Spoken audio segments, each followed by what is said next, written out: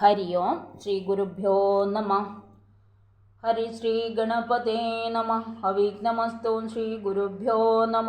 സദാശിവസമാരംഭാം ശങ്കരാചാര്യമധ്യമാം അസ്മദാചാര്യപര്യന്താം വന്ദേ ഗുരുപരമ്പരാ. ഓം ശ്രീ മഹാത്രിപുരസുന്ദര്യേ നമഃ. മംഗളാചരണം. സൗന്ദര്യലഹരീ കർത്രേ സർവമംഗളദായിനേ ശങ്കരാചാര്യവര്യായ യതിരാജായ തേ നമഃ. നമുക്കെല്ലാവർക്കും ഭഗവതിയുടെ അനുഗ്രഹം ഉണ്ടാവണേ എന്ന് പ്രാർത്ഥിച്ചുകൊണ്ട് ശ്ലോകം 85. നമോ വാഗം ഭ്രൂമോ നയനരമണീയായ പദയോ തവാസ്മൈ ദ്വന്ദ്വായ സ്ഫുടരുചിരസാലക്തകവദേ അസൂയത്തത്യന്തം മെദവിഹനനായ സ്പൃഹയദേ പശൂനാമീശാന പ്രമദവനകങ്കേളിതരവേ. നമോവാഗം ഭൂമഃ നയനരമണീയായ പദയോഃ തവാ അസ്മൈ ദ്വന്ദ്വായ സ്ഫുടരുചിരസാലക്തകവദേ അസൂയാത് അത്യന്തം യത് അഭിഹനനായ സ്പൃഹയതേ പശൂനാം ഈശാനഃ പ്രമദവനകങ്കേളിതരവേ. നയനരമണീയായ നേത്രാനന്ദകരമായും സ്ഫുടരുചിരസാലക്തകവദേ തെളിഞ്ഞ കാന്തിയോടു കൂടിയ ചെമ്പരത്തിച്ചാറ് ചാർത്തിയതുമായിരിക്കുന്ന തവ അങ്ങയുടെ നിന്തിരുവടിയുടെ അസ്മൈ എൻ്റെ ഹൃദയാന്തർഭാഗത്തിൽ വിളങ്ങുന്നതായ ഈ പാദയോഹ ദ്വന്ദ്വായ ഈ രണ്ട് പാതാരവിന്ദങ്ങൾക്കും നമോവാകം നമസ്കാരവാക്യത്തെ ഭൂമ ഞാനെന്ന് ശങ്കരാചാര്യർ പറയുന്നുണ്ട്, അവിടെ ഞാൻ എന്ന് പറയും. നമ്മൾ പറയുന്നുണ്ട്, നമ്മൾ ഞങ്ങൾ എന്ന് പറയുന്നു.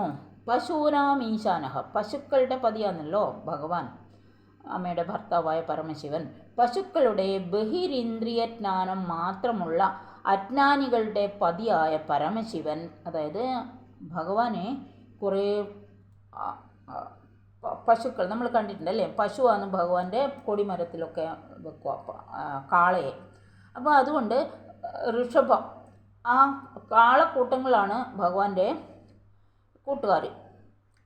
പതിയായ പരമശിവൻ യാദഭിഹനനായ യാതൊരു പാതാരവിന്ദങ്ങൾ കൊണ്ടുള്ള താടനത്തിനായി സ്പൃഹയതേ ആഗ്രഹിക്കുന്നതായ പ്രമദവനകങ്കേളിതരവേ പൂന്തോട്ടത്തിലുള്ള അശോകവൃക്ഷത്തെക്കുറിച്ച് അത്യന്തം അസൂയതി ഏറ്റവും അസൂയപ്പെടുന്നു എന്നിവിടെ പറയുന്നു. അതായത് നമ്മൾക്ക് വിവേകബുദ്ധിയുണ്ട് മനുഷ്യർക്ക്. പശുക്കൾക്ക് മറ്റ് ബാഹ്യമായ ഇന്ദ്രിയങ്ങൾ കൊണ്ടുള്ള ജ്ഞാനമേ ഉള്ളൂ. അവർക്ക് ആന്തരികമായിട്ട് ചിന്തിക്കാനുള്ള കഴിവ് കുറവാണ്. പശുക്കൾ എന്ന് പറഞ്ഞാൽ സാധാരണ പശുക്കൾ എന്ന് മാത്രമല്ല അർത്ഥം, എല്ലാ മറ്റ് ജീവജാലങ്ങളും, പശുക്കളിൽപ്പെട്ട ഒരുപാട് സസ്തനങ്ങളുണ്ടല്ലോ, ഒരുപാട് ജീവജാലങ്ങളുണ്ട്. അത് അവർക്കൊക്കെ ഈ വിവേകബുദ്ധി ഇല്ലാതെ കൊണ്ടാണ് അവിടെ പശുക്കൾ എന്ന് പറഞ്ഞത്. അപ്പോൾ ഭഗവാന്റെ കൂട്ടങ്ങളും ഋഷഭമാണ്, കാളയാണ്, അങ്ങനെ അതുകൊണ്ടാണ് അത് എടുത്തു പറഞ്ഞത്. അല്ലയോ ഭഗവതി, കണ്ണുകൾക്ക് ആനന്ദകരങ്ങളായും തെളിഞ്ഞു ശോഭിക്കുന്ന ചെമ്പരത്തിച്ചാറ് ചാർത്തിയിരിക്കുന്നവയുമായ നിന്തിരുവടിയുടെ ഈ രണ്ട് പാതാരവിന്ദങ്ങൾ. ചെമ്പരത്തി, അതാ ഞാൻ മുമ്പ് പറഞ്ഞത്, ഡാൻസ് കളിക്കുന്ന, അതായത് കലാരൂപത്തിലെല്ലാം പാദങ്ങളെ ചുവന്ന ചുവന്ന ലിക്വിഡ് കൊണ്ട് അലങ്കരിക്കും. അതുകൊണ്ട് ഇവിടെ അമ്മയുടെ കാലും അതുകൊണ്ട് ചെമ്പരത്തി ചാറ് പുരട്ടി പൂശിയിട്ടുണ്ട് എന്ന് പറയുന്നു. ഈ രണ്ട് പാതാരവിന്ദങ്ങൾക്കായിക്കൊണ്ട് ഞങ്ങൾ നമസ്കാരവാക്യത്തെ പറഞ്ഞോളൂ. അമ്മയുടെ പാദ നമസ്കാരം ചെയ്യുന്നു എന്നർത്ഥം അല്ലേ. നമ്മളെല്ലാവരും ഭഗവതിയെ കുമ്പിടുന്നില്ലേ, നമസ്കരിക്കുന്നില്ലേ, അതാണ് ഇവിടെ പറയുന്നത്.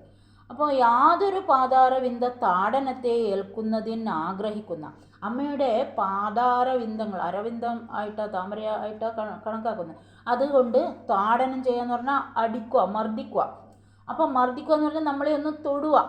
അപ്പോൾ ആ യാതൊരു പാതാരവിന്ദ താടനത്തെ ഏൽക്കുന്നതിനാഗ്രഹിക്കുന്ന പൂവനത്തിലെ അശോകവൃക്ഷത്തെക്കുറിച്ച് പരമശിവൻ ഏറ്റവും അസൂയോടെ എന്താണ് അവിടെ പറയുന്നത്? പൂവനത്തിലെ അശോകവൃക്ഷം, ഈ അശോകവൃക്ഷത്തിൻ്റെ പൂക്കൾ ഭഗവതിയുടെ പാതാരവിന്ദങ്ങളിൽ ധാരാളം അർച്ചിക്കപ്പെടും. അപ്പോൾ ആ പൂക്കൾക്ക് ഭഗവതിയുടെ പാതാരവിന്ദങ്ങളിൽ എപ്പോഴും കിടക്കാം. അപ്പോൾ അനുഗ്രഹം എപ്പോഴും ഉണ്ടാവും. അപ്പോൾ ഭഗവാൻ എന്താ പറയുന്നത്? ഈ അശോകവൃക്ഷത്തിൻ്റെ പൂക്കളോട് അസൂയപ്പെടുന്നതെന്നാണ് പറയുന്നത്. എന്നും ഭഗവതിയുടെ പാദത്തിൽ ഇരിക്കാനുള്ള അവസരം അവർക്ക് കിട്ടുന്നുണ്ടല്ലോ, അതുപോലെ പരമശിവനും ഉണ്ടാവണേ. അതുപോലെ തന്നെ ശങ്കരാചാര്യ ഭഗവാനും ഇതിരാജാവായ ആ ശങ്കരാചാര്യർക്കും ഉണ്ടാവണേ എന്ന് ശങ്കരാചാര്യർ പറയുന്നു. അതുപോലെ നമുക്കും ഉണ്ടാവണേ എന്ന് നമ്മളും പറയാം. അമ്മയുടെ പാതാരവിന്ദങ്ങളുടെ അനുഗ്രഹം നമ്മൾക്കും ഉണ്ടാവണേ എന്ന് പ്രാർത്ഥിച്ചുകൊണ്ട് ഹരി ഓം ശ്രീ ഗുരുഭ്യോ നമഃ. കായേന വാചാ മനസേന്ദ്രിയർവ്യാം ബുദ്ധ്യാത്മനാ വാ പ്രകൃതേ സ്വഭാവാത് കരോമി യദ്യം സകലം പരസ്മൈ നാരായണായേതി സമർപ്പയാമി. ശ്രീമന്നാരായണായേതി സമർപ്പയാമി. ശ്രീ മഹാദേവ്യേതി സമർപ്പയാമി. സർവത്ര ദേവീ നാമസങ്കീർത്തനം. ശ്രീ മഹാദേവ്യേ നമഃ. ഹരി ഓം ശ്രീ ഗുരുഭ്യോ നമഃ. ഹരി ഓം.